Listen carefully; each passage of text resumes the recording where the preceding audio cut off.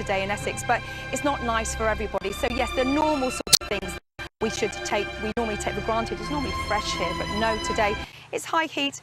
Stay hydrated, drink lots of water, all those sort of things, you know, and just take responsibility for your family and community. Weather and health advice, you're yes, so talented. You know. and also later in the programme, we're going to be talking about some of those climate issues as well, because, you know, we are all partly responsible for what's happening at the moment, aren't Absolutely. we? I mean, over the last 30 years, the UK alone has seen a hike in temperature of 1 degree averaged over a year, but also we've seen about 6% more rainfall as well. So everything's becoming a little bit more extreme. We have to cope with this. We've learnt a lot from previous heat waves. The heat wave of 2003, 2,000 people lost their lives because of heat-related illnesses.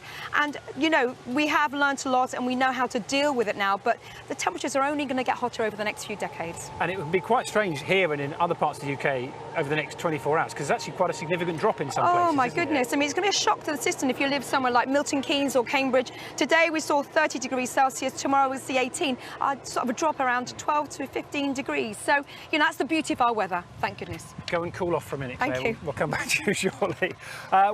What we could really do is a handy meteorology expert. Clare Nasir is still with us. It's really fascinating, isn't it, to see how things are developing from a meteorological point of view.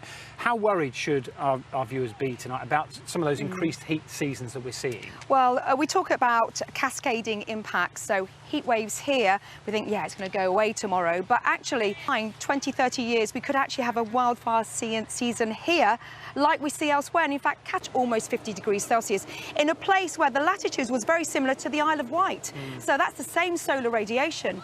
And we're talking about extremes in other ways as well. So the US is under a heat wave at the moment. We've been talking for much of the day here, looking at people enjoying themselves in the sun, but it seems that you talk about a fire season maybe a way down the way.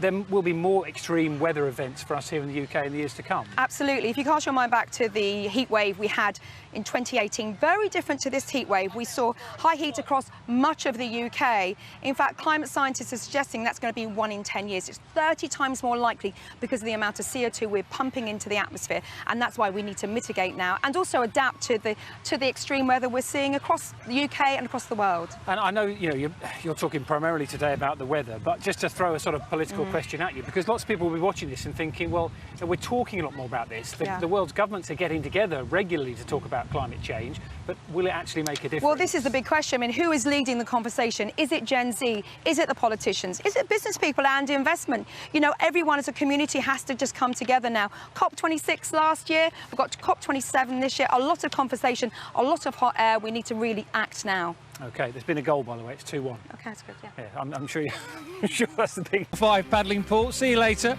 Thank you for